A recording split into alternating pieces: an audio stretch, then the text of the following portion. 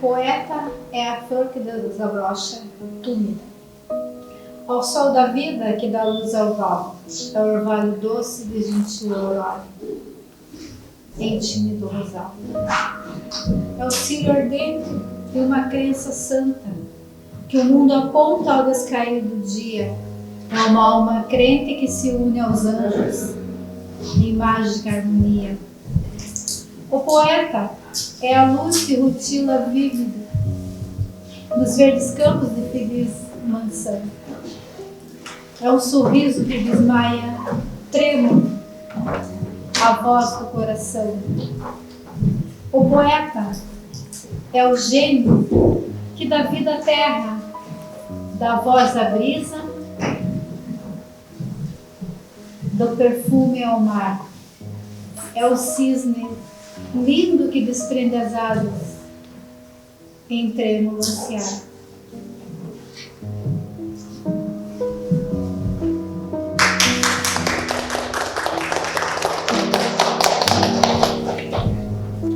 Boa noite. Primeiro agradecer ao Clube Literário mais uma vez por abrir as portas para a gente, né? Agradecer a todo o pessoal que está por trás desse evento. Ivan, Lisandro, agradecer ao Hamilton, Michele, né? O professor Bach, como sempre, aí fotografando no evento também, ao presidente do clube. Hoje vai ser um bate-papo bem descontraído sobre Júlia. Vai conversar algumas coisas que se falam sobre ela, coisas que a gente vai trazer de novo, algumas descobertas, uma coisa bem descontraída mesmo. Amanhã é aniversário de morte dela, 122 anos que a gente falou, né? E vamos começar. Meu nome é Alexandre, sou historiador, formado aqui pela FAFPAR e pesquiso as coisas de Paranaguá e acabei caindo meio que sem querer na vida de Júlia. E aí a minha pesquisa resultou nesse livro, que traz algumas novidades sobre ela. A gente vai falar um pouco sobre o livro e também sobre algumas descobertas que o Hamilton vai trazer pra gente, alguns documentos. É isso aí. Meu nome é Hamilton, sou historiador também. Já conheço o Alexandre já de algum tempo. O Alexandre é autoridade de Júlia da Costa. A gente sempre fala sobre isso, inclusive hoje nós conversamos sobre isso.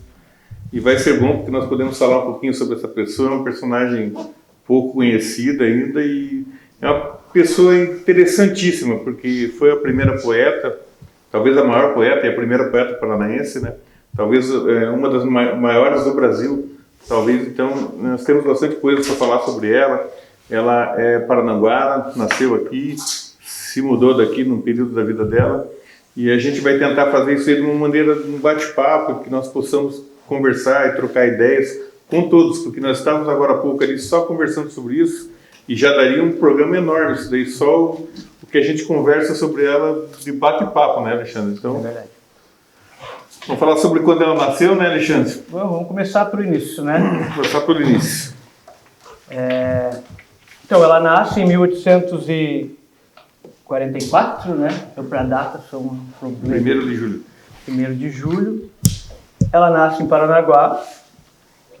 Tem algumas pessoas que dizem que era de uma família rica. A gente conseguiu evidências que realmente a família dela era uma família bem poderosa aqui em Paranaguá, né? O avô dela era um dos homens mais poderosos, né? Os tios também eram poderosos. E aí tem aquela história de que ela teria ficado pobre aos 10 anos, que a mãe dela teria ficado pobre aos 10 anos. E a gente não achava evidências sobre isso, né? Afinal, a família era rica, não teria um motivo para ela sair daqui por pobreza. Diz que ela ficou pobre quando o pai morre. Mas o pai dela morre, o que a gente descobriu? A gente descobriu um mestrado de um historiador que ele teve acesso a um processo pela herança dessa família. O pai dela morre quando ela tem 5 anos, realmente. Ela continua aqui, aparentemente, em Paranaguá. E quando ela está com 10 anos, o avô dela, que era o mais poderoso, morre. E parece que teve uma disputa judicial pela herança. Então essa é uma informação que a gente não tinha antes e que valida aquela teoria da mãe dela ter ficado numa situação econômica complicada quando ela estava com 10 anos e aí ido para São Francisco, né? Isso é uma coisa que eu estou trazendo de novo nesse livro aqui, que é esse processo. A gente não teve acesso ao processo especificamente, mas tivemos acesso ao mestrado do historiador que disseca esse processo. Lá ele narra bem certinho. Tem muitas dúvidas sobre a idade que ela saiu de Paranaguá. Muita gente fala que é com 7 anos, com 12 anos, né? A gente já ouviu 16, várias coisas, né? 16 anos. Mas pelo que ela narra, depois a gente vai falar sobre isso mais para frente, pelas lembranças que ela teve, encaixa no tempo nisso daí, 10 anos, 11 anos, talvez 9 anos e meio, 10 anos. Então, porque ela lembra de muitas coisas de Paranaguá que uma criança de 3, 4 anos não lembraria. Lembraria de algumas coisas, pode ser uma criança, mas não lembraria com detalhes, do jeito que ela fala, e ela narra até nos poemas dela sobre isso, porque ela tem correspondências dela com os primos de Paranaguá e tal. Ela era parente, por parte do pai, do capitão Mor de Paranaguá, então era uma família muito rica.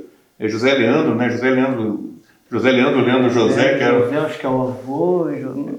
Era o avô dela, o pai do Alexandre. Do Alexandre, que era o pai dela. Então, era uma família bem de posses, bem tradicional da cidade. Naquela época, as famílias, elas tinham muito patrimônio, né?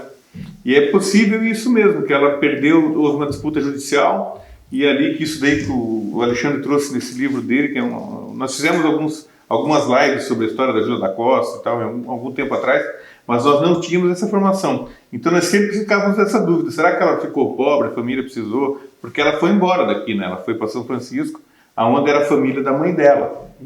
Então hoje eu trouxe esses fatos nesse livro, né? Então isso nos abre um pouco mais, vai criando uma fidedignidade da história, né? Sobre a história dela. E ela chega em São Francisco, né, Alexandre? Então vamos... Chegou em São Francisco. São Francisco, então, assim, no meu livro aqui eu sempre parto dessa premissa, que provavelmente foi aos 10, mas também pode ser aos 16, né? Mas em São Francisco, que eu trago de novo na pesquisa, é que sempre se fala do tio tabelião dela em São Francisco, que seria o cara que bancava a família, né? O que eu descobri nessa pesquisa é que esse tio, ele morre em 61. E tem um outro tio, irmão desse tabelião, que ele é um herói da Guerra do Paraguai. Acho que ele foi coronel. E quando o tio tabelião morre, é esse tio que fica mantendo a família dela lá. E ele morre na Guerra do Paraguai, em 1866, morre em combate. Aí, juntando com uma outra coisa que falam também, que as poesias dela foram publicadas porque um padre viu as poesias, ficou encantado e resolveu publicar. Então, juntando com a história do tio dela. O tio dela morre em 1866 e começa uma campanha em homenagem a esse tio, herói de guerra, muito conhecido em Santa Catarina, nos jornais. Nessa campanha surge a família de Júlia da Costa, que daí eram só mulheres que ficaram sem o arrimo, porque daí era esse tio que bancava a família. A gente tem lá a avó dela pedindo pensão para o Império, depois da morte do tio, o Império negando, porque já pagava para a mulher, para a esposa dele. A gente tem o poema da Júlia nesses jornais, da morte do tio dela, falando que o tio morreu, que as mulheres ficaram sem arrimo, que pediram, todo no poema dela, que pediram pensão para o imperador, que o imperador negou, que agora elas estão. Então, o que eu trago de novo da família de São Francisco é isso, é esse tio, que foi a partir da morte dele em batalha, na Guerra do Paraguai, que as homenagens a ele surge a família de Júlia da Costa, essas mulheres economicamente fragilizadas, e daí aparece a Júlia poetisa e vem uma campanha para lançar o livro dela para ajudar a família. Então no livro eu narro bem certinho, ali com fontes de jornais, desde o primeiro jornal que apareceu falando do tio, que vai falando da família, que fala... Eles falam que ela estava com 15 anos, em 66 ela tem 22 já, né? Então ela era totalmente desconhecida, falam, uma jovem de 15 anos, poetisa. Então o que eu trago de novo é isso, que na verdade a gente vê que a publicação do livro dela resultou dessa campanha em homenagem ao tio morto na Guerra do Paraguai. E não aquela história que foi um padre. Esse padre até é citado nos jornais como um apoiador. Um apoiador, mas daí já está no meio da campanha, ele está apoiando a publicação. Da família de São Francisco, de novo, eu trago isso aí, que é uma coisa que não tinha sido falada nas biografias anteriores. Né? Nós não entendíamos como que ela começou a escrever, né? Porque ela não começou a escrever do nada. Ela tenha começado, talvez o poema que ela escreveu seja essa homenagem ao tio. E alguém olhou isso daí? Ou talvez já tivesse poemas escritos, né? Porque ela, em 67 ela lançou um livro, então já tinha 3 material, livros, né? então já tinha material. Talvez até o padre já conhecesse, mas ela vem à tona mesmo. Depois o livro desse período, surge por conta dessa homenagem ao tio, né? E aí o pessoal se mobiliza e começa a fazer vaquinha, tem um nome no jornal, a gráfica, eles pedindo para dar o nome de quem deu dinheiro para fazer o livro. Então foi uma coisa para ajudar a família mesmo. Nós temos duas questões ali que hoje nós estamos falando e não sabíamos e não temos certeza em tudo isso que nós estamos falando. Ainda que o Alexandre está no livro, tem fonte de referência no livro inteiro. Mas tem muita coisa que a gente vai pesquisando tal, e que nós estamos ainda descobrindo as coisas dela. Júlia da Costa é uma pessoa quase desconhecida. Então, por incrível que pareça, apesar de ter bastante material sobre ela, ela é uma pessoa desconhecida, a vida dela, não os poemas dela. A obra dela é conhecida. O que é desconhecido é a vida da Júlia da Costa. Você sabe vagamente que ela vivia lá, era depressiva, aquela coisa toda, mas nós queremos entender melhor a vida dela, né? Por exemplo, nós imaginamos que ela teve uma irmã chamada Matildes, né? Até hoje nós falamos sobre isso, porque ela tem uma avó chamada Matildes. Não sabia disso daí hoje que nós estávamos vendo um documento ali e apareceu essa avó dela. Então, foi interessante porque era costume nessa época mesmo os netos terem os nomes dos avós. Então, existe uma grande possibilidade de ser verdade isso daí da Matildes. Nós não encontramos documentos dela, mas encontramos um documento que cita uma irmã dela chamada Matildes. Então, hoje, Alexandre, nós estávamos ali um pouco antes agora, a gente estava olhando ali e apareceu essa avó materna, Matildes, né? Matildes. Na certidão de batizado dela, na certidão de batismo dela. Madrinha, na certidão não fala, mas depois eu achei fontes nos jornais com esse mesmo nome, pedindo a pensão. Que é a pessoa que estava pedindo. Quando morreu o Tabelião. O tio da guerra. Porque quando morre o tio Tabelião, esse tio da guerra banca tudo. Tem no jornal também a pensão dele pagando para a avó, para a mãe, né? Então a gente consegue validar o nome dela da certidão. O nome existe, né? O nome existe, ela mesmo, Matilde. E o Carvo Oliva, então? Carvo Oliva, né? Isso é uma coisa que, assim, são detalhes que pode parecer bobo, mas são detalhes da história, né? Todo mundo fala que ela trocou cartas com Benjamin Carvo Oliva. Só que o Benjamin, ele não usava esse nome Carvo Oliva nessa época. Ele passa a usar o nome Carvo Oliva depois da fundação da República. Até 1889, ele é chamado de Benjamin Carvalho de Oliveira, que é o nome dele. Carvo Oliva é uma junção do Carvalho, né, com Oliveira. Com Carvo Oliva. É engraçado que a gente até acha no jornal lá, de depois, um crítico dele tirando sarro desse nome. De onde que esse cara tirou esse nome? Que se a gente pegar esse nome e colocar... depurar, não falava? Não sei. A gente vai chegar na origem certa, ou seja, dá a impressão que ele era do Partido Conservador, né? Dá a impressão que ele quis dar um corte naquela vida passada dele. Então, quando ela se troca cartas com Benjamin, ele se chama Benjamin Carvalho de Oliveira. Não existe Carvo Oliva, né? E outra coisa que falam também, eu achei também aqui, achei o pai dele, ele é filho de um padre. Eu achei assim a vida dele, bastante coisa da vida dele, né? A família dele, ele tem um tio, ele vira um professor lá em São Francisco, da única escola que tem. Aí ele já está órfão, o pai dele morre, ele está empregado, ele começa a mandar cartas para ela, dá a impressão que ele meio que se achou agora, estou melhorando de vida talvez, né? E começa a trocar cartas com ela. E todo mundo fala que ela pressionou ele muito nessas cartas, que ele fugiu, né? Porque ele ficou muito pressionado. A gente lendo as cartas dela, li todas as cartas, a gente não vê isso, a gente não vê ela pressionando ela loucamente. São 2 trocas de carta, 1870, a maioria delas, depois 74, quando ele retorna para São Francisco, tem mais uma troca de cartas. Nessa primeira troca de cartas, é ele que fica o tempo todo. Para encontrar ele, que quer um beijo, que quer um retrato, não sei o quê, e ela está o tempo todo falando, como que eu vou fazer isso? Você sabe que eu não consigo nem escrever as cartas, porque a minha vigilância... Então, a gente não vê essa pressão dela na primeira troca de cartas, e sim a pressão dele, né?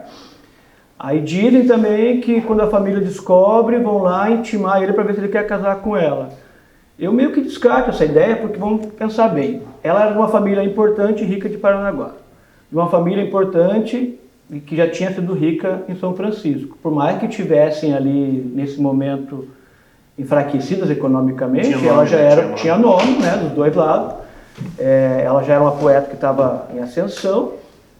Eu duvido muito que eles fossem trazer mais um pobre para a família, sabe? Ele não tinha posse, ele era um professorzinho, filho de um padre lá, então eu acho mais fácil que se eles intimaram ele, foi para ele sair da vida dela de vez.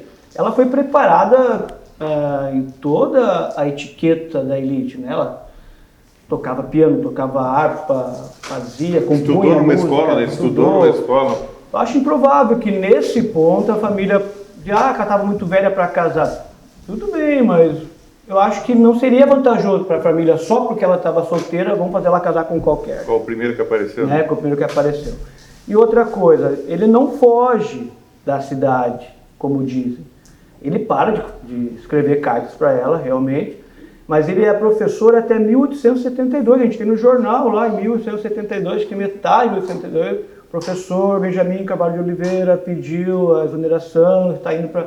Tem ele chegando em Camboriú logo em seguida, e ela casa em 71, ou seja, quando ela casou, ele estava ali. Ele era o único professor da única escola de uma cidade que devia ter o quê? 8 mil habitantes, no máximo. Talvez no centro urbano menos ainda, né? Então, possível que, a menos que ela não soubesse com quem, né, que ela estava trocando carta. Eu acho improvável. Então, ela não pressiona ele não fugiu, né? Ele está na cidade quando ele casa. Então, e além disso, depois mais para frente, eu mostro ele depois, isso assim, em 74, em 1874, quando ele volta, ela já está casada, já há 3 anos. Aí sim, ela escreve cartas longas, porque ela já não tem mais uma mãe, uma tia, ela está livre lá na casa dela, então ela escreve cartas longuíssimas ali, ela fala bastante coisa, e na última carta ela faz um poema dizendo que tem vontade de fugir, né? Mas também é lá na última carta de 1874, assim, uma coisa que dá a impressão, aqui dá a impressão que ela falou em fugir, que ela fala que vai encontrar ele no meio da floresta, né? É engraçado falar no meio da floresta, mas tem que pensar assim, Camboriú, nessa época onde ele morava, não era Balneário Camboriú, era Camboriú lá dentro. Sim, lá no mato. Tem um riozinho lá, que ainda hoje tem uma matagal, imagina na época em 1874, né? Aí ele volta em 74, tem essa troca de carta rápida, depois eu acompanho toda a trajetória dele, ele volta para Camboriú, vai para Gaspar, vai para Florianópolis, ele fica famoso como professor, cria um sindicato de professor, chega a ter escravo, vira um poeta famoso, volta para São Francisco em 1879, já como uma pessoa importante, fazendo parte do Partido Conservador, e eu localizo assim, evidências que eles frequentavam os mesmos círculos, apesar de aparentemente não ter tido mais nenhum relacionamento, nem troca de cartas, nada. Mas se conheciam, né? Mas se conheciam, né? Porque estão ali, tem lista de missa de 7º dia agradecendo as pessoas que participaram. Tá lá o nome dele, Francisco, Júlia e o nome dele, sabe? Tem uma lista de festa, de organizando aquela festa do Taunay, que é o marido dela organiza uma parte, recepção no barco, e ele organiza a recepção em terra. É citado no jornal, então é óbvio que era conhecido. Eles tinham uma ligação, né? Aí depois da República, quando ele troca o nome dele para Carvo Oliva, ele vem para o Paraná, fica em Curitiba durante anos, dá aula de português, dá aula de instrumentos musicais, escreve música, participa de jornal, continua fazendo poema. E eu acho que no finalzinho da estadia dele, ele ficou em Paranaguá um tempo, porque a gente tem um jornal dizendo que o filho dele veio do Rio de Janeiro e está em Paranaguá visitando o pai. Já estava morando aqui daí? Eu imaginei bem no finalzinho, porque assim, se ele estivesse morando em Curitiba, o jornal ia falar, o cara está em Curitiba visitando o pai, não está em Paranaguá visitando o pai, né? Então, eu acho que talvez, por algum período, ele tenha ficado aqui, né? De Carvo Oliva, essas coisas novas que eu trago, assim. Alexandre, a gente já falou sobre isso, nós vamos falar de volta. As cartas ficavam na árvore mesmo? Como é que é esse lance das cartas na árvore? Que é um mito, isso daí, não sei se é mito, se é verdade. O meu livro aqui, eu tento colocar, até cito algumas coisas que eu não tenho fonte, mas aí eu digo, isso aqui é fulano que está dizendo, Beltrano que está dizendo, eu não achei nada. Sobre as cartas, a gente vê uma carta dela falando que vai deixar um barbante pendurado na janela, que ele vai amarrar. Acho que ela ouviu os passos dele conforme o sapato. Isso já é em 74, ela está mais sozinha, né?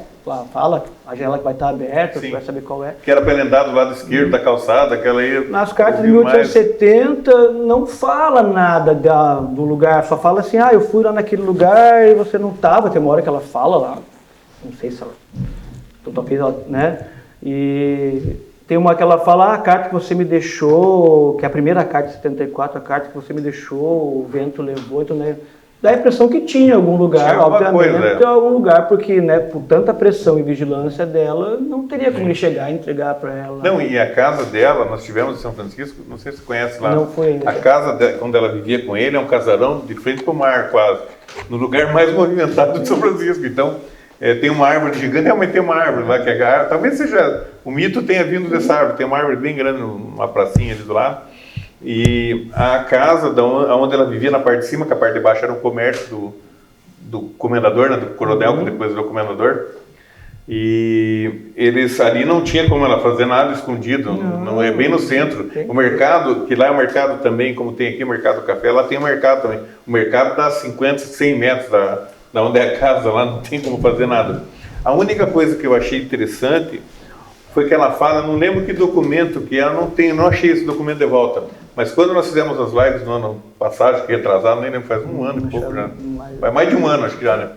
Então, falava num dos documentos que ela falava num dos poemas dela sobre ela sair da casa dela, passar numa fonte, andar na Rua da Praia e depois subir uma ladeira para a igreja. Ela fala sobre isso, agora não lembro que carta que é, mas eu vou me informar melhor sobre isso, não tive tempo de procurar isso ali.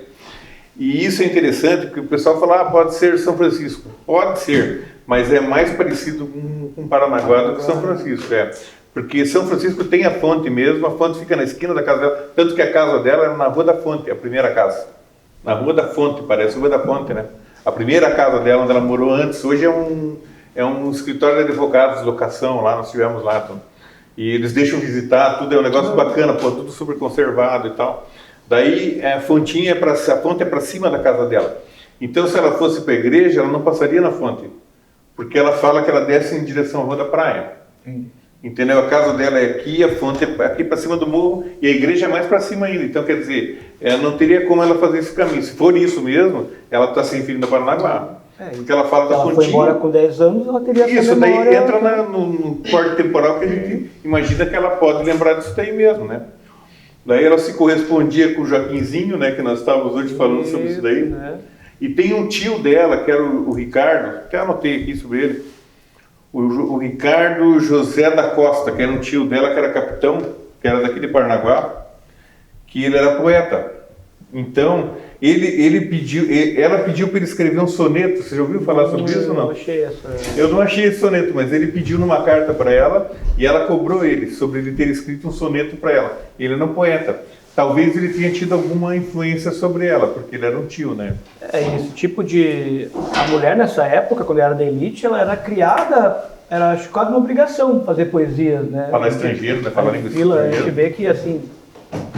filme, documentário, todas as mulheres tocavam alguma coisa ou sabiam fazer poesia. Eu acho que era quase uma exigência, né, na formação da mulher da época ter esse tipo de dote, né? Ela estudou naquela escola das irmãs James, né? Eu não achei nada também, como eu falo assim, né? Eu até cito isso. Alguém falou, né? Alguém falou. Eu acho que a Tereza Brito comenta sobre isso, o Nascimento Júnior, talvez. É que tem essa coisa também, né? O Nascimento Júnior veio pra cá, acho que ele não bate as datas, né? Coisa que ele veio fazer a palestra dele aqui. Isso.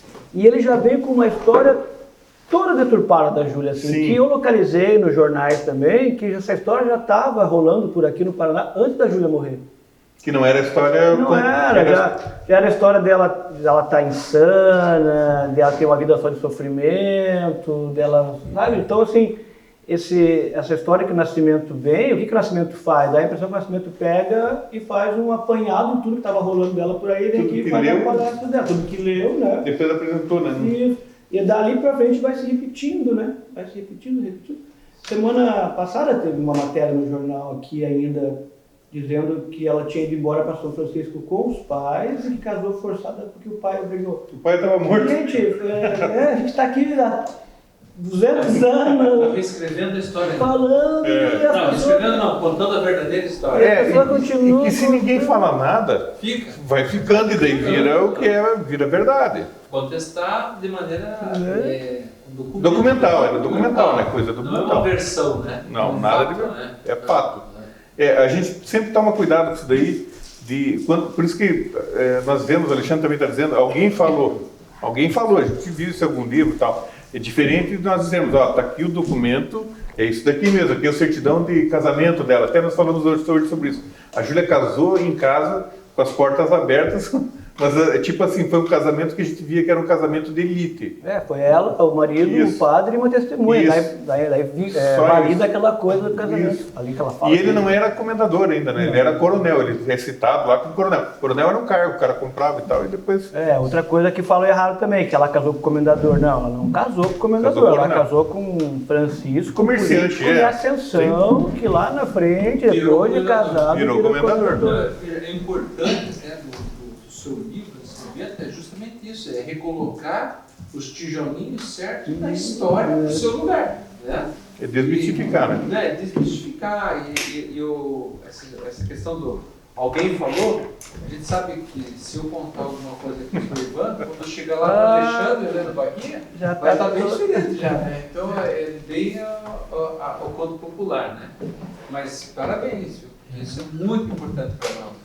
Alexandre Milton, e questão da rosa branca, tinha algum significado para ela? Então, assim, tem nos poemas, ela fala muito dessa rosa branca, Era né? importante para ela, né? Tem Agora, uma carta que ela fala pro Benjamin, que ela fala assim, eu não reconheci você passando, que dá a impressão que ele fazia essa coisinha, O jogo, também, né? fica Era na um jogo, janela, né? dá Era um um jogo, tchauzinho. Ela fala, eu não te reconheci ontem, tudo bem, eu admito, estava escuro, mas você não me reconheceu na janela. E eu estou de branco, eu estava de branco como sempre. isso era Então, dá a impressão que ela está sempre de branco. Primeiro tem aquela questão da castidade dela, né?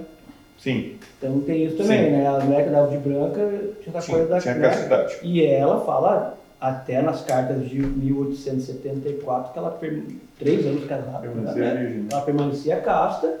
E da mesma época dessa carta, quando o Benjamin retornou, a gente encontra um poema dela, mesma época, né? Que é sobre como a mãe dela ensinou que a única riqueza da mulher é se manter casta, blá, blá, blá, blá. Então dá a impressão que ela, talvez a rosa branca seja até O significado, né? Para isso, né? dela. Por Mas isso, assim, aí eu não achei nenhum jornal chamando ela de rosa branca ou falando alguma coisa, mas assim, a gente vê nas cartas dela sempre a rosa branca aparece, né? E tem essa coisa dela se vestir de branco, que eu acho que ela se vestia mesmo só de branco. Pelo que ela fala pra ele, que ela fala, você não me conheceu? Como sempre, eu estava de branco, né? Toda de branco. E com relação à política, ela se apresentava na sociedade, ela participava? Então, ali tem esse ato que eu não consigo localizar muita coisa entre 74 e 79, quando o Benjamin volta de novo ali. Mas depois dessa, aparece bastante coisa, dá a impressão que chegou numa altura que ela realmente, como é que fala, encarnou o papel de esposa do político. A gente vê gente falando que ela recepcionou, foi muito bem recepcionado na casa dela, a gente vê ela acompanhando ele em bailes, em missa de 7º dia.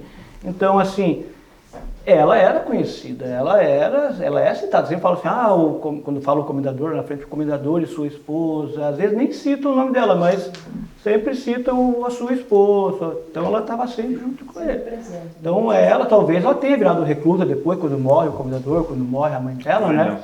Mas ela tinha uma vida social, ela era conhecida na cidade, ela participava, né? Sem dizer aquela parte ali dos 3 anos primeiro do casamento, que ela mesma fala nas cartas, que ela estava indignada, 1, por casar forçada, 2, por achar que ele tinha casado, porque ficaram sabendo que ela tinha casado, e que ela cai na festa mesmo, que ela fala no movimento febril da noite, uma coisa assim, me atirei no movimento febril, que falem mal de mim. Então dá a impressão que no começo ali ela meio que rebelou, mas depois eu acho que ela... Então quer dizer que o coronel, né? Depois o comendador. comandante, ele não casou por pena, vamos dizer assim. Então, é isso que eu defendo no livro aqui. Tem acho que o historiador, sobrinho dele, que comenta que ele casou com ela por pena, não sei o quê. não, né? Ela era novinha. Ele era um político em ascensão viúvo. Apesar de ser o viúvo, um homem nessa época, para ele ascender politicamente, participar de eventos, receber pessoas na casa, ele tem que ter uma esposa. Tem que ter família, né? Tem que ter uma esposa, no mínimo uma esposa, né? Senão ele é um homem que falta falta um pedaço, né? Hoje em dia já é difícil um político solteiro, né? Você pode ver, o político é solteiro, né? Eu já fico ali, Felipe, Vai numa dúvida. então. Aí, então o que eu defendo, que como ele não era comendador ainda, né? Ele era um político em ascensão, era vantajoso para ele casar com Júlia, mesmo ele sabendo que ela não ia ter relações com ele. Ela tinha nome, né? Ela tinha nome, já era conhecida como poetisa, a família dela era importante ali, o tio dela era um herói de guerra, ele era militar, então, né, tudo isso. Então eu defendo assim que, acho que ele casou por pena, ele casou porque tinha um interesse também, ia ser bom para ele também, né, é um acordo. Mesmo com a diferença de idade. Mesmo com a diferença, talvez a diferença de idade para ele tenha até vantagem, né? Casou com uma novinha. Apesar de considerarem ela velha na época, né? Porque Qual era a idade dela quando ela casou em 71, então são 24, 27 27 anos. E ele, que eu não consigo lembrar a idade dele, ele era 25 anos mais velho que ela. 50, eu acho. 52. 52, 53. Né? Então, aí eu questiono, eu falo assim, não acho que foi por pena, por ser bonzinho. Ele tinha um interesse também político. Ele ganhou, né? Ele ganhou Sim. isso daí. E ela tinha um primo dela, que era o Joaquinzinho, que era o Joaquim Pontual aqui de Paranaguá, que ela se correspondia, tem várias cartas deles. E a última carta que ela escreve é para esse primo, falando sobre a questão política no Brasil. Você veja que interessante. Alexandre tem essa carta, né? 1800, eu achei aqui no livro da Musart, né? 1898. Lá fala Natal de 1898, mas Pode não ser, sei, não né? pode ser, Tem uma fonte 97, secundária, 98, né? pode ser. Inclusive, sobre essa carta, Ela a tinha, Júlia poderia... eu podia ler, né? Você Ela tem A aí? gente tem a transcrição Então, dela. aqui, ó. Essa primeira parte aí. Essa parte aqui do Ela escreveu para o Joaquinzinho, que era o primo dela, o Joaquim Pontual. Meu primo, como tens passado? Há quanto tempo não me escreves? Em compensação desta falta de cartas, tenho recebido por vezes o teu jornal. Agora, à vista dos factos que se têm desenrolado nesses últimos meses, compreendo bem tuas palavras. Na verdade, meu primo, estamos atravessando uma quadra bem triste. Quando eu te dizia que o Brasil ainda não estava preparado para ser república, censuravas o meu afinco em monarquia. Bem vês que tudo caminha aos trambolhões. Esta república feita às pressas, sem protesto, sem nada, saiu defeituosa. É isso mesmo. Isso aí. E é engraçado que ela fala aqui, né, que ele censurava ela, então de repente teve muito mais cartas também que a gente não tem acesso. Isso. Pelo teor dessa Sim. carta a gente vê que Era uma eles carta política, conversavam é uma direto, carta política. Né? Você ele censurava sempre que eu falava, então provavelmente eles falavam muito de política. É o que eu falo, ela é uma pessoa criada dentro das etiquetas, né, da elite, uma pessoa que lia, ela não é a primeira vez, ela fala aqui dos jornais que ela recebe, mas ela fala em outras situações de outros jornais, ou seja, uma pessoa que estava informada, não era uma pessoa ignorante, né? Então, imagina assim que o tanto de cartas que a gente não teve acesso com o tio, acho que até uma carta que ela troca com o tio dela também aqui, que ela está falando que o comendador Com esse tio tinha capitão, ficado né? Com esse capitão, né? o comendador tinha ficado doente, mas já estava melhor. E, então dá a impressão que deveria ter muito mais coisas, né? Esse Joaquim é o Joaquim Guilherme da Silva. Joaquim Guilherme da Silva, isso. Ele era agente da alfândega aqui em Paranaguá, foi trabalhando em tributação, um monte de coisa, né? Foi? Isso, um dos fundadores republicanos. Então é bem interessante a história dele, porque o que o Alexandre falou, imagine o que deve ter a mais que a gente não teve acesso, né? Porque ela era uma mulher bem politizada. E a troca de carta era uma coisa normal nessa Sim. época, né? Você trocava de carta, troca carta com várias pessoas, né? É a única maneira de comunicar. Então, se a gente tivesse acesso a mais coisas... A mais coisas, né? E quem transcreveu as cartas dela, até anotei aqui, foi o Francisco Negrão. Eu não sabia disso. Mas foi a pessoa que transcreveu. E o Francisco Negrão é uma pessoa que é muito séria. Então, nós tivemos um período também, que a gente pode perguntar para o Alexandre, que é o Berico Figueira teve visitando ela lá, em São Francisco. E ela não recebia ninguém. Eles foram aqui de Paranaguá, foi ele e foi mais um. Quem que foi? Você lembra? Eu tenho o nome Quem que foi? Deixa eu ter mais então, um. assim, esse do Alberico, aquilo que eu tiveram. falo assim, né? Eu revirei a internet. Sim, é o que alguém contou. Não achei nada. É o Domingos Duarte Veloso, né? É o Alberico Figueira, uma pessoa de extrema credibilidade. Sim. Uma pessoa extremamente íntegra, um jornalista. Era um jornalista, o né? sobrinho do ético, né? o sobrinho lá do comendador até questiona, né? Fala que não tem como. E aí tem aquele... Mas é que eles falam que ela não queria receber. Só que assim, chegaram. ele fala que encontrou ela antes dela perder a luz. Isso mesmo. Antes de perder a luz, não poderia ser antes de ficar... Cega. Ou meio, né? Sim, pode ser. Não necessariamente Porque já perder era a um fim luz, da vida pode dela isso ser daí. antes dela morrer. É porque ela morre no 911, né? Não foi morrer, né? A gente tem no jornal lá decretando que ela estava interditada em 1902. Isso, pode ser entre esse período. Eu não achei a data que o Alberico fala que foi lá, né? Não tem uma data, né? Foi um pouquinho antes, né? Então, quem sabe esse um pouco antes dela perder a luz não seja um pouco antes dela, Virar o século. né, ficar meio... Entrar numa depressão. Entrar numa depressão profunda, porque a gente sabe que ela fica reclusa no finalzinho ali. E assim, como eu falo, ter essa interdição judicial dizendo que ela está mentalmente incapaz de negociar não prova que ela realmente tivesse senil insana. Em 1902 ainda era muito fácil de internar uma mulher, quem dirá interditar, né? Ela era reclusa, ela era monarquista, né? Era uma pessoa que, por jeito, falava as coisas mesmo que ela não gostava. Então, eu acho sim, que seria muito fácil para a família interditar para proteger o patrimônio, né? Até um nome, isso, fiquei sabendo esse dia, que é violência patrimonial contra a mulher. Porque tem essa carta de 95, que é a outra que ela fala, que o primo dela manda umas notas, ela fala assim, pô, você me mandou as notas, não precisava mandar as notas, era só me falar. O valor, né? Que eu acreditava em você. Eu não tenho dinheiro, mas eu tenho alguns lotes e casas que talvez se eu vendesse. Então, dá a impressão que, como eu digo, são várias cartas, a gente viu uma, né? Talvez esse assunto estivesse sempre por ali, a família, como ela não tinha herdeiro, não tinha nada, vai lá e interdita mentalmente. Uma cidade pequena, uma família poderosa, vai saber quem é o juiz. Tem o nome do juiz ali, né? Mas não conhecia. Então, assim, ela foi mentalmente interditada. Fato.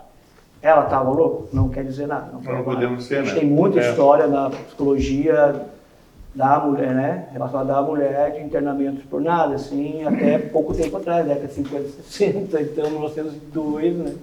Você acha possível que ainda existam essas cartas em algum lugar, com alguém, em algum museu, instituição? Então, o que a gente estava falando, né? Eu nunca vi falar nada, eu nem sabia que a Musart teve acesso às cartas. Eu achei que ela tinha tirado da Rosina, não lembro direito. Não, eu todas as cartas. Né? Então ela ali, ó, algum lugar deve estar, que eu acho uma sacanagem. É uma quem tá pena, com essas né? É uma cartas pena, né? não deveria ter uma lei que obrigasse. Pôr no museu, né? Pôr no museu, pô. Porque não trata de uma carta de uma pessoa qualquer, né?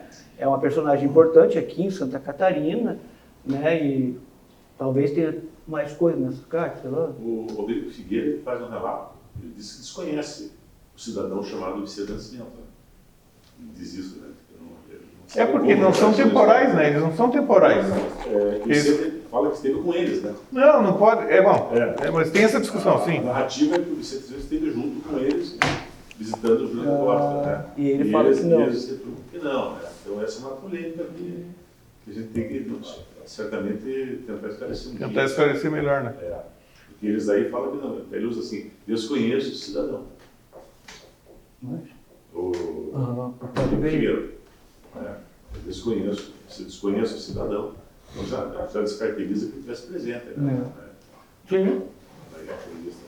É interessante porque o que aparentemente, assim, eu sempre digo, né? O Alexandre é autoridade sobre o Júlio da Costa hoje, porque, não, ele entende bastante, então é bom. Eu tenho muita curiosidade também, porque tem muita coisa da história que a gente corre atrás e acha alguma coisa, acha outra. Mas é interessante a gente ver o declínio dela a partir da morte da mãe dela. e daí ela entra em 97, 98, e dali para frente é só da interdição em 1902, e sabe, parece que ela entrou numa... Ela perde o uma marido espiral no ano negativa. e a mãe no outro. Eu nunca Isso. lembro quem que era. Ele morreu antes, ele né, o um ano ano. e a mãe depois, Ele morreu né? um ano antes. E aí, uma pessoa que não tem filho, né? Indignada com a sociedade como ela sempre foi, que a gente vê nas cartas, nos poemas dela. Já talvez meio reclusa, né? Aí, realmente, aí você abre espaço para Essas conjecturas, né? vir dizer que tá louca, né? E daí interdita, né? E essa questão dela falecer lá e depois trazerem ela para Paranaguá, tem registro sobre isso? Então, isso foi o início da minha pesquisa, né? Eu pesquiso sempre Paranaguá aqui, virada do século XIX para o século XX, a chegada da modernidade, quando a cidade está criando praça, acabando com os banhados. E eu estava pesquisando, nesse contexto da modernidade, sobre a Praça Fernando Amaro, um site, a Hemeroteca Digital, é um site de jornais antigos, você procura por palavra-chave e ele te mostra o jornal com a palavra. E eu estava pesquisando sobre a Praça Fernando Amaro, especificamente sobre a Praça Fernando Amaro, tentando entender a criação dela. Uma coisa legal da Fernando Amaro, só fazer um recorte. Ela foi fundada em 1906 porque o pessoal se enganou na morte do Fernando Amaro, acharam que ele tinha morrido em 46 e ficaram sabendo uma semana antes da inauguração, a praça estava pronta, não tinha o que fazer, não iam fechar a praça, esperar outro ano, daí inauguraram em 1906. Mas enfim. Aí eu estava pesquisando sobre a Praça Fernando Amaro e eu achei um jornal de 1948 dizendo, não lembro o dia específico, hoje está chegando em Paranaguá os restos mortais de Júlia da Costa, toda a comitiva de Curitiba, a comitiva de Paranaguá, vai ser enterrado na Praça Fernando Amaro. Aí eu lembrei, falei, teve aquela vez que caiu o obelisco ali, que teve uma chuva, 2009, quem que era? Era você que era o prefeito, né? Eu era prefeito e o pessoal começou, o obelisco não houve chuva nenhuma. Ele começou cedeu, né? a tombar sozinho. E vou dizer mais, ninguém sabia que ali embaixo estavam os restos mortais de Júlia da Costa. Isso que nós falamos esses dias. Quando o pessoal da Secretaria de Obras chegou para recolocar em pé o obelisco, verificaram que tinha uma caixinha embaixo, e observaram daí que era uma alçada. Aí imediatamente foram até o Instituto Histórico, chamaram quem estava lá, acho que não sei se foi o Dr. Zé Maria ou alguém que estava lá. Não, essa é a alçada da Júlia da Costa. Imediatamente o doutor Alceu Mourão era o presidente, ele pegou, ou se pegou, alguém pegou, e levou a alçada para o Instituto Histórico. Foi assim que aconteceu. Então foi, e eu passava na frente da praça e o obelisco aqui na frente da caixa Isso aqui. ele começou a tombar. Mas assim, tipo, por 3 meses, 4 meses, até que eu falei, gente, vamos lá colocar no lugar. Daqui a pouco vai cair assim, em cima de alguém esse obelisco. E foi aí que se localizou. Mas não havia um registro que ali estava a alçada da Júlia da Costa. Então, para nós, eu digo assim, a gente foi até abençoado por localizar e com certeza E até hoje esqueci. a Júlia da Costa ou alguém lá disse, tem que pegar e recolocar esses restos mortais no lugar devido, né? Sim. Porque quando foi trazido, como você está contando aí, teve toda uma honraria, né? De trazer as pessoas, né? A cultura, né? Sendo trazida, porque ela nasceu aqui. Então, de repente, ficou esquecido. Isso, esqueceram muito rápido. E assim, tem nos jornais de 51 já dizendo que os restos mortais de Júlia estão abandonados na praça, sem nenhuma placa, sem nenhuma cerquinha, sem nenhuma flor, que os cachorros estão defecando em cima, os cachorros estão... Mas enfim, quando daí eu corri na internet procurar lá, que eu lembrei, falei, foi aquela vez eu fui na internet olhar. Dentro da urna tinha uma placa, escrito outubro de 1924. E aí nas matérias da internet na época dizia que o corpo tinha vindo para cá em 1924, porque a placa estava ali. Eu entrei em contato com o Ivan, né? Falei, Ivan, não tem mais nada. Falei, cara, achei esse jornal dizendo que é 48, né? Aí a pesquisa começou por isso. E ela deixou esse pedido? Tem registro? Não, nunca vi nada, porque teve um pessoal, Sociedade dos Amigos de Paranaguá. O que eu sabia, o que eu sei que ela não ficou lá. Não, foi lá em 1924. 1924 foi, na verdade, essa placa, o pessoal de Paranaguá colocou um campeonato de regatas lá em E queriam dar a volta e queriam trazer o corpo. E deixaram essa plaquinha lá com o buquê e essa placa identificou Júlia, Não, mas diz que teve um Porque- desabamento no cemitério lá também, né? meses Lá. depois, teve desabamento no cemitério. É, lá antes de vir pra cá. Não o túmulo do governador mais. Isso aí. Acharam por causa da plaquinha. Acharam por causa da O plaquinha. corpo dela. Não. Você veja as coincidências, né? As coincidências. Acharam não. A plaquinha é o História. É a exumação dela. Mas que coincidência, veja. Parece que ela foi enterrada lá no cemitério, teve um deslizamento, que é um morro lá, o cemitério era no morro, e perdeu-se. Daí acharam o túmulo e tinha uma. O túmulo não, a caixa, e tinha uma plaquinha. Daí disseram, Júlia da Costa. Daí que veio toda essa história, ela veio pra cá, daí coincidiu do pessoal ir lá remar e tal. E nos jornais eu localizei todo o trâmite, como é que foi, saiu de lá, as pessoas saíram de lá, veio até a fronteira, e na fronteira teve uma outra comissão que encontrou, daí foi para Curitiba. Todo um ritual, né, uma coisa, igreja, né? Não lembro, não foi a catedral, eu acho que foi em Curitiba, teve uma missa. E outra coisa, depois, né, professor, foi o senhor que passou, que acharam o documento do translado, depois quando morreu, Alceu Maron. Sei quem que quando morreu o Alceu Maron, isso depois já estava feito o livro, lá na documentação do Alceu Maron não acharam toda. Foi... Translado. Ainda bem que perderam, porque se tivesse, não ia ter essa confusão que eles Isso. acharam, É uma não história, ia fazer né? o livro, estava até hoje, não. Uma pergunta, você tem a data quando foi feito o obelisco? Então, o belisco eu revirei, não achei essa data. Tinha uma placa de bronze ali Que, que né? foi roubada ao mundo, né? A gente tentou até resgatar para ver se... Porque não ia adiantar fazer uma outra de bronze Não. que ia roubar como roubaram tantas outras Todas, aqui né? dentro do Paraná. Essa Mas eu era revirei, a internet Fazer não uma achei. réplica para voltar ali, Pra né? deixar o que é, né? E acho que essa história tem que ser contada, o reencontro dos restos mortais da Júlia da Costa, porque foi muito interessante, sabe? Do nada o belisco começou a tombar, assim, sabe? E ele estava ali, tipo assim, Uma 50 coisa, né? anos, não sei quanto ele foi colocado. Aí, de repente, sem ninguém mexesse em nada, não movimento algum, em volta, o belisco começou. Caiu. E dela foi lá, né? Então, Acharam assim, ela. tem os registros agora que foi encontrado todo, e bate bem certinho que está no jornal, e tem ali no livro aqui, eu faço todo. Maravilha, história fantástica. E tem muitas outras, né? Nossa, Essa é uma tem delas, muitas só. coisas. Essa do Carboliva também a gente sabe pouco sobre ele, né? E ainda tem que... E sobre a Júlia da Costa mesmo, sabe muito pouco sobre ela também. Porque essas cartas estão perdidas, não estão perdidas. Dizem que estão com uma família, né? A gente estava até falando sobre isso. Então imagina o que tem nas cartas, que daria para escrever sobre ela. Só uma coisa, assim, eu acho que vai encerrar daqui a pouco, né? Eu acho interessante falar que assim, o Centro de Letras do Paraná, na minha teoria, existe por conta da morte de Júlia. O que aconteceu? Júlia morre, um grupo de intelectuais, 4 pessoas lá, que eu não lembro o nome, se reúnem para um projeto para lançar o livro de Júlia no Paraná, em comemoração da morte dela, por conta da morte dela. Durante esse período, acho que demora uns 2 anos, tudo isso aí, no meio do caminho, esses 4 caras criam o Centro de Letras do Paraná, antes de lançar o livro dela. E o primeiro livro que o Centro de Letras do Paraná lança é o livro da Júlia da Costa. Então, o que eu defendo é isso. A morte de Júlia resultou na criação do Centro de Letras do Paraná. Precursora aí, da vontade paranista. Sim, ela reúne o pessoal em torno da morte dela, no livro dela, e esse pessoal cria o Centro de Letras. Esse ano nós comemoramos o aniversário dela de 179 anos, vamos dizer, com grande estilo. Então, para o ano que vem, 180. O que a gente vai fazer, Teremos né? novidades? Vamos ver, né? Quem sabe? Terceiro livro. É que na verdade esse aqui ele é o segundo, porque ele é ampliado, revisado e tem aquela coisa da família, do processo, né? O primeiro livro, que ele foi em forma de livreto, não foi nesse formato de livro mesmo, foi a pesquisa inicial que a gente levou em Curitiba, né? Foi mais um teste, eu falei, vou jogar as teorias para ver o que as pessoas vão ter uma repercussão, né? O que vão questionar, que daí eu vou trabalhar melhor nisso, né? O que foi mais questionado foi essa questão da sanidade mental dela, que daí eu trabalhei melhor isso aqui no livro, mostrando a psicologia, como que ela tratava a mulher do século XIX, século XX, né?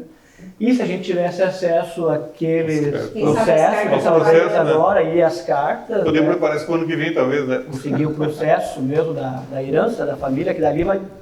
Provavelmente que no processo narre mais coisas, né? Como você falou, esse historiador estava focado em um tipo de informação que ele queria tirar do processo.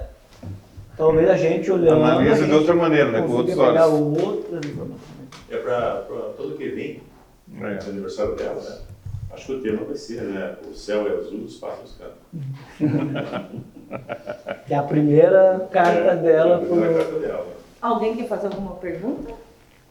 E contar essa história do obelisco, que é interessante essa história, né? De como veio parar, né? Tudo.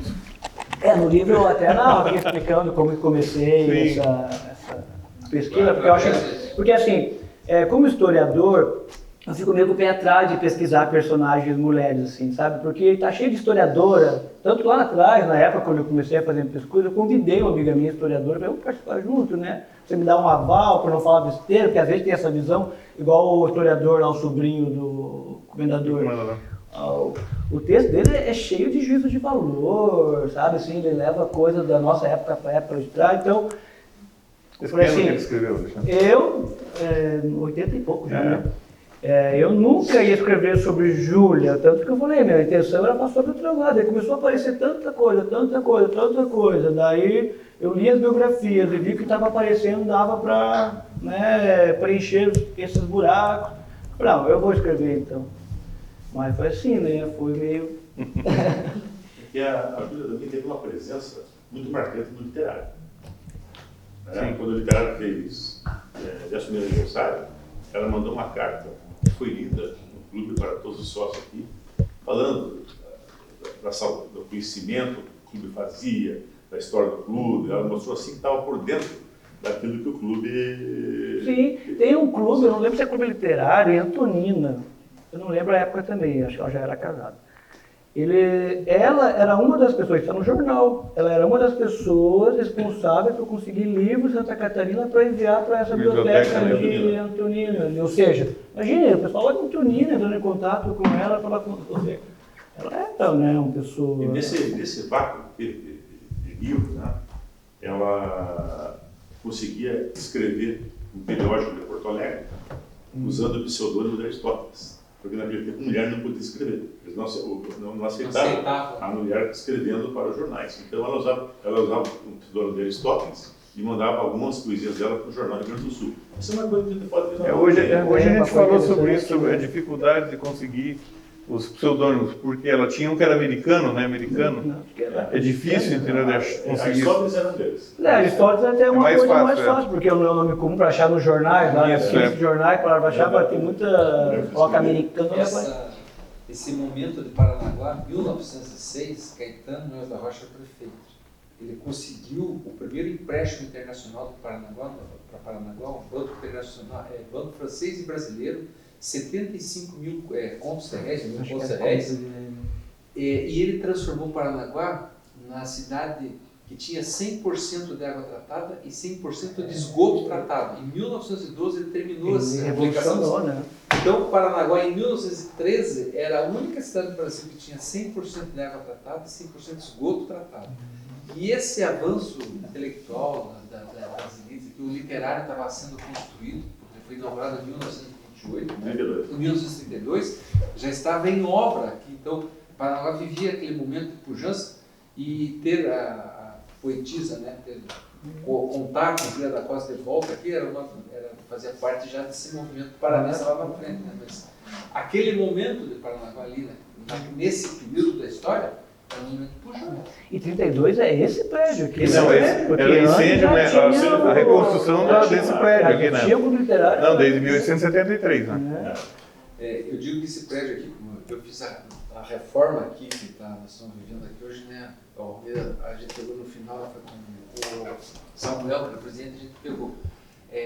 As vigas que estavam aqui, de madeira, elas eram ceifadas à mão e tinha o algarismo romano nela. Para numerar, né? Por quê? Porque o carpinteiro, esse vão gigante aqui, o carpinteiro ia no mato, escolhia o pé, tipo... Que legal, né? A árvore. A araucária, né? Que era o que dava.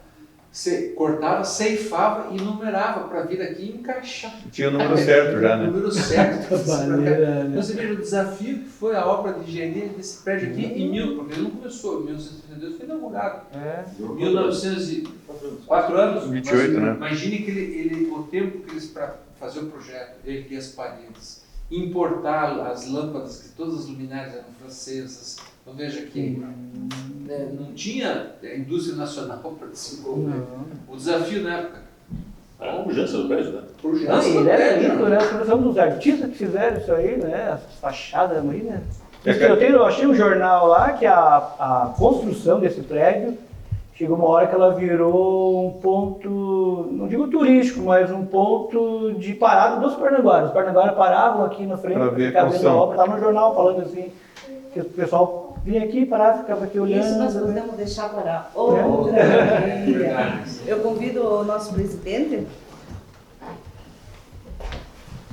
entregar um certificado para a nossa atriz, Silvia da Costa. Aí, A Michelle, né?